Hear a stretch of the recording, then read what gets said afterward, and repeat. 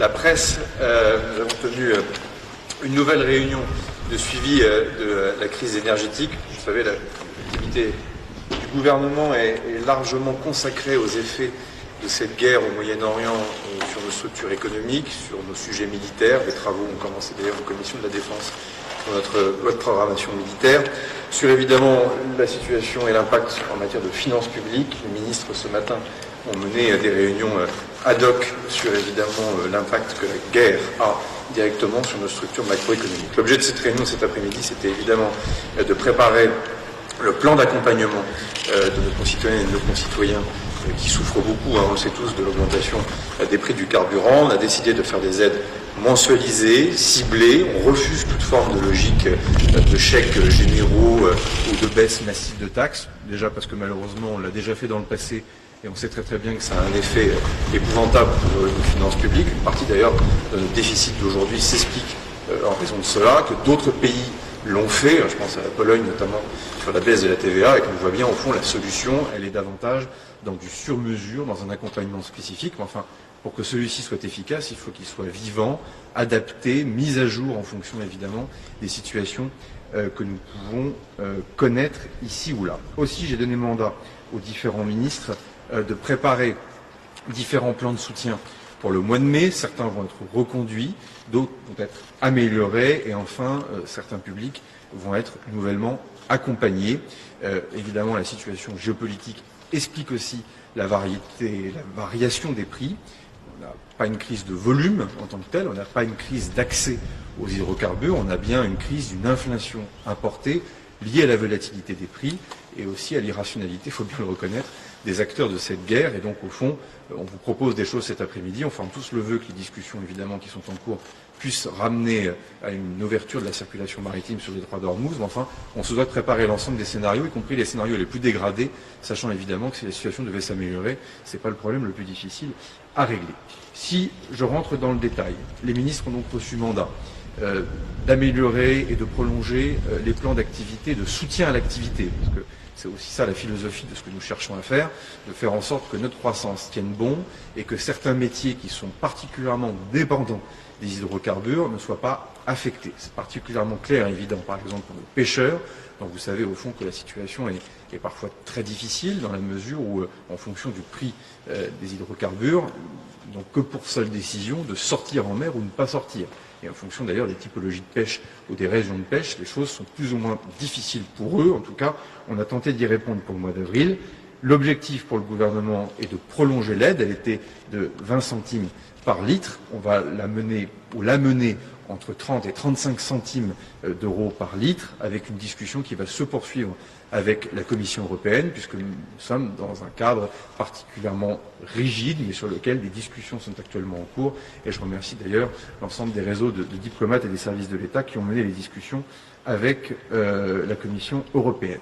Nos agriculteurs, sur lesquels une première enveloppe de 20 millions d'euros avait été débloquée, territorialisée, notamment en lien avec la MSA, pour permettre de venir rencontrer, en tout cas, venir donner des réponses, pardonnez-moi, aux exploitations qui sont en difficulté. Et puis on avait fait une première mesure d'exonération sur la TICPE avec 4 centimes d'euros par litre. Et donc nous allons pour le coup aller beaucoup plus loin pour ce mois de mai, avec une multiplication par 4 de l'accompagnement, avec 15 centimes d'euros par litre qui sera déclenché pour le mois de mai. La ministre de l'Agriculture, qui est en déplacement actuellement, sera amenée à rencontrer les différents syndicats agricoles pour évidemment mener les discussions et les négociations qu'il se doit. Pour le secteur des transporteurs, je salue ce que le ministre Tabarot a pu faire, avec une aide, vous le savez, de 20 centimes d'euros par litre, avec un forfait. Cette aide va être prolongée au mois de mai. Je fais une parenthèse, l'ensemble des aides qui ont été déclenchées pour le mois d'avril devront être payées au mois de mai, avec un décalage d'un mois, comme souvent ce fut le cas d'ailleurs dans des crises précédentes. Je tiens d'ailleurs à souligner que le prêt BPI, qui a parfois été moqué par un certain nombre d'acteurs politiques, fonctionne particulièrement bien pour le public justement de ces transporteurs, et donc on va prolonger cette aide. Une discussion spécifique pour les taxis et les VTC va être menée par le ministre dans les jours qui vont venir, parce que là aussi, la crise durant, évidemment, ce sont des professions qui sont particulièrement impactées. Nouveau secteur qui rentre dans le public à accompagner, c'est évidemment le secteur du BTP. On reste évidemment sur le GNR, ce qu'on appelle le rouge. On a des entreprises, des PME de moins de 20 salariés qui sont particulièrement en prise justement à ces augmentations, avec une difficulté de répercussion de ces coûts sur les factures des clients, un enjeu également sur la commande publique. Et donc là aussi, les ministres concernés, le ministre Papin, les ministres de Bercy vont entrer en discussion avec les différents représentants des filières professionnelles pour avoir une aide dès le début du mois de mai qui nous permette justement de soutenir fortement le secteur des BTP avec une première enveloppe qui sera débloquée et qui doit nous permettre, comme on l'a fait sur d'autres secteurs, d'avoir quelque chose comme 20 centimes d'euros par litre. Enfin, évidemment, la question des travailleurs modestes, grands rouleurs. On a beaucoup parlé des aides-soignantes, des aides à domicile, autant de métiers évidemment qui sont dépendants des véhicules. Là aussi, les ministres ont reçu mandat d'élaborer un dispositif d'accompagnement grands rouleurs pour pratiquement 3 millions de Français, des Français qui travaillent. On reste sur le soutien à l'activité, je le redis, mais pas dans une logique de chèque à l'aveugle, mais bien dans quelque chose qui est particulièrement ciblé. Et là, on le voit bien, sur beaucoup de métiers, la situation devient difficile. Donc on est sur des travailleurs modestes, sur des revenus qui sont parfois évidemment assez faibles, mais bel et bien pour des gens qui travaillent. Et là, l'idée étant d'avoir une aide forfaitisée qui correspondrait en moyenne, en quelque sorte, à 20 centimes là aussi par litre. Évidemment, plus on roule, moins on est près de ces 20 centimes, moins on roule, plus on peut même être au-dessus de ces 20 centimes. On a plutôt privilégié un dispositif de confiance, souple, dans lequel, au fond, on ne va pas chercher à fliquer, pardonnez-moi cette expression, nos concitoyennes et nos concitoyens. Donc, par définition, ce sont des moyennes et les ministres auront l'occasion d'y revenir dans les jours qui viennent pour expliquer ces différentes mesures. L'idée, c'est d'abandonner personne. J'avais dit qu'il fallait à chaque fois nous adapter aux circonstances de la crise. Ça veut dire aussi que si ça va mieux, pour se passer de tout ça, malheureusement, la tournure des événements et la structuration des marchés m'invitent à être prudent. Si les choses devaient s'aggraver, il va sans dire que d'autres annonces pourraient être faites. Je pense qu'on peut tenir une cible d'accompagnement responsable pour nos finances publiques, ne pas dépenser de l'argent qu'on n'a pas. Je note d'ailleurs que celles et ceux qui souvent veulent diminuer la fiscalité aujourd'hui sont les mêmes qui proposaient des augmentations d'impôts pendant les discussions budgétaires. Donc il faut se méfier des baisses d'impôts promises par certains au mois d'avril, qui se transforment en hausse d'impôts au mois d'octobre. Donc c'est ce que précisément nous cherchons à refuser. Le ministre Amiel et le ministre de l'économie et des finances, Roland Lescure, ont reçu évidemment aussi mandat pour faire en sorte que l'ensemble de ces mesures soient gagées sur d'autres dépenses et faire en sorte que ce ne soit pas de la fiscalité. En tout cas, nous tiendrons cet engagement qui permette de financer ces différentes mesures. D'autres chantiers sont encore devant nous. La question de la transparence sur les marges, qui est beaucoup occupée, notamment pour la question des distributeurs ces derniers jours. On n'est pas là pour casser notre réseau de distribution, on n'est certainement pas là pour les montrer du doigt. On a besoin d'eux, c'est un métier important dans le pays. Enfin, je note que les quelques saisines du Conseil d'État sur un décret ont quand même suscité une réaction assez coordonnée et assez vive de l'ensemble des représentants de la grande distribution. Donc ça veut dire qu'il faut que les discussions continuent avec les ministres et j'aurais demandé qu'ils puissent peut-être faire un acte de transparence sur l'évolution de ces marges, parce que comme on a une crise de la volatilité, on a des marchés globaux qui montent et qui descendent très très vite, on le comprend très bien, enfin il faut aussi qu'à la pompe, ça monte et ça descende tout aussi vite, et ça je crois que c'est un devoir de transparence et que c'est le bon sens qui l'exige. Enfin, la question de l'électrification reste sur la table, il ne s'agit pas d'opposer le court terme et le long terme, au contraire, il faut marcher sur nos deux jambes, on paye cash en ce moment nos dépendances, on le voit bien. Je suis surpris de voir que certains se sont moqués de ce plan d'électrification. Donc au fond, ça serait de rester dépendant du pétrole américain, algérien, africain, bref, autant de dépendances géopolitiques qui sont particulièrement préoccupantes. Et je veux le redire à l'ensemble des Françaises et des Français, on n'est pas dans une parenthèse.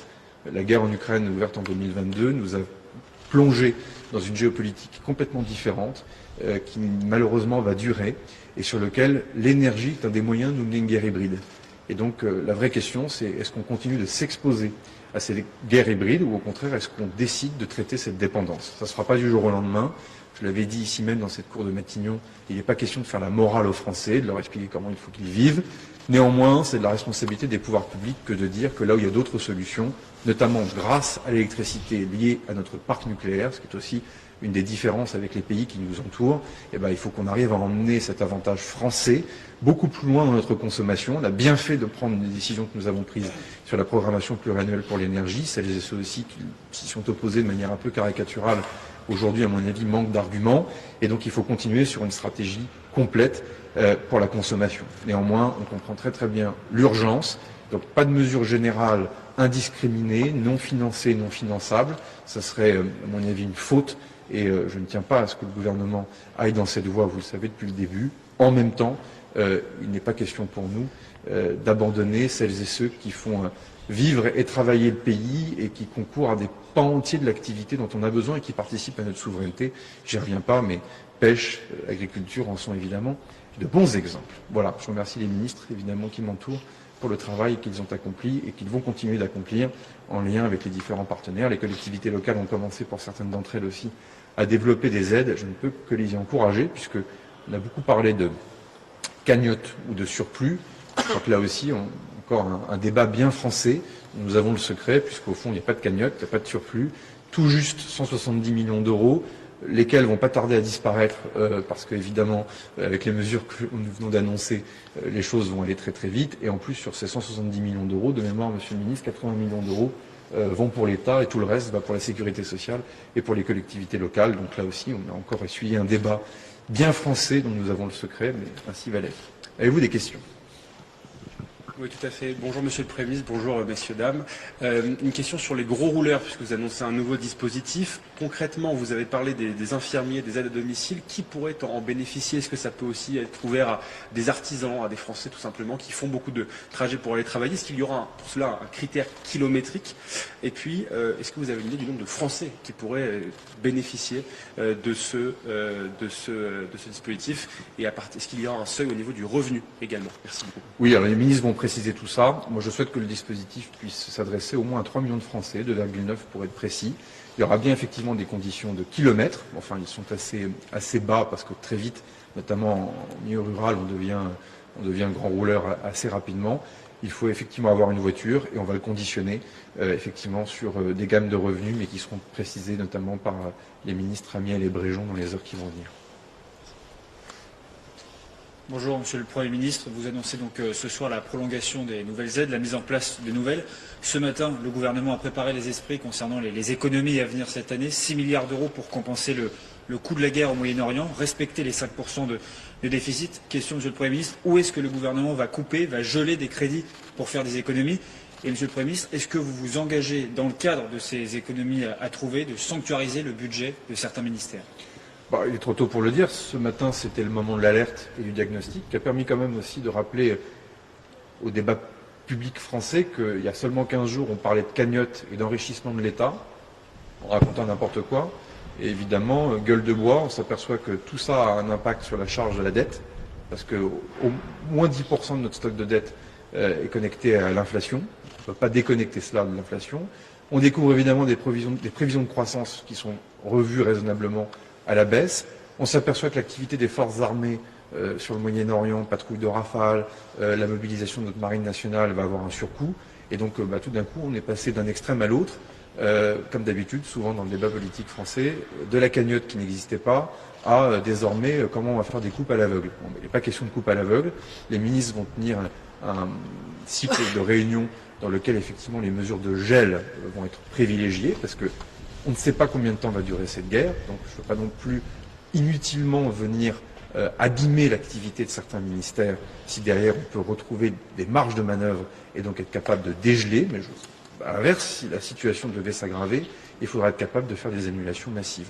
La répartition évidemment devra se faire entre la sécurité sociale d'une part, l'État. Donc je rappelle quand même que l'État a déjà fait l'objet de beaucoup de contributions dans le cadre de ce projet de loi de finances, parce qu'une fois de plus, tout le monde a dit on ne fait pas d'économie, etc. Je vous invite à interroger les différents ministères et vous verrez que les économies sont là. Et je veux aussi connecter ce travail avec David Amiel sur la préparation du budget, parce que je pense qu'il nous faut, sans tarder, nous atteler à la préparation du budget pour 2027. Et donc les feuilles de route par ministère doivent non seulement se faire en gestion pour l'année 26, mais également traduire aussi quelques objectifs pour l'année 2027 et le faire dès maintenant. Et puis en discuter avec les forces politique, parce que je vois aussi que parfois elles changent d'avis très très vite. Pour certaines d'entre elles, il fallait supprimer 8 ou 9 000 postes d'enseignants à l'automne, lesquels découvrent au mois de mars-avril, pendant les élections municipales, qu'il ne faut pas fermer de classe, et lesquels désormais redécouvrent qu'il faut quand même supprimer des postes de professeurs. Ça va être aussi un moment de clarification qui promet d'être intéressant dans le débat politique. Engagement précis sur certains ministères à protéger. Ils vont venir ce matin. La méthode, vous voyez, vous savez, ces comités d'alerte n'existaient pas avant, en tout cas pas sous cette forme. Vous voyez qu'on ne cache rien. De toute façon, on n'a rien à cacher. Et je pense que les comptes de la nation, c'est l'affaire de chaque citoyen et de chaque contribuable.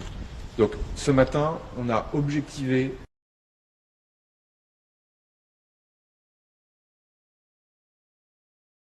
Désormais, on ouvre un deuxième chapitre. La réponse face à cela, on le fera avec la même transparence qu'on l'a fait à chaque fois, et ça va aller assez vite maintenant. Bonjour Monsieur le Premier ministre, une question pour Politico sur l'idée d'une taxe européenne sur les super profits des énergéticiens. Est-ce que la France compte mener la charge sur ce sujet au niveau européen? Et deuxième question, vous avez parlé du plan d'électrification. Quand est-ce qu'on aura de nouvelles annonces? Alors, le ministre de l'économie et des finances mène la bataille sur le sujet, donc je lui laisse bien volontiers la parole.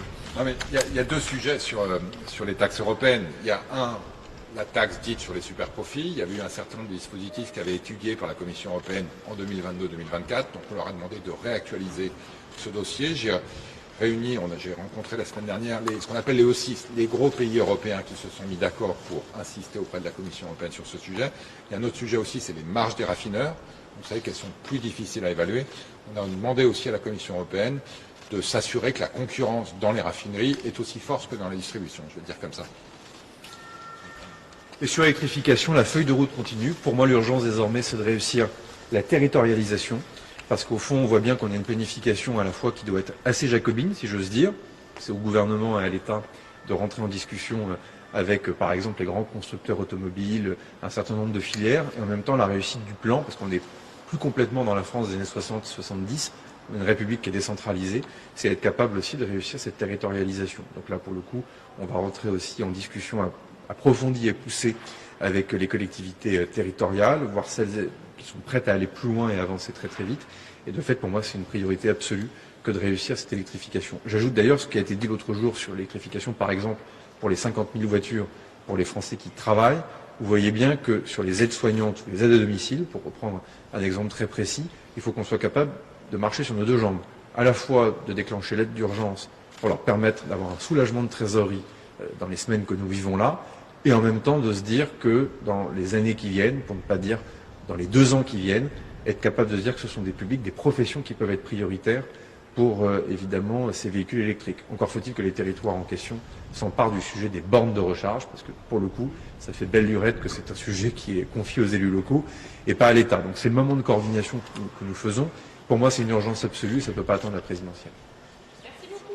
Merci infiniment, merci beaucoup.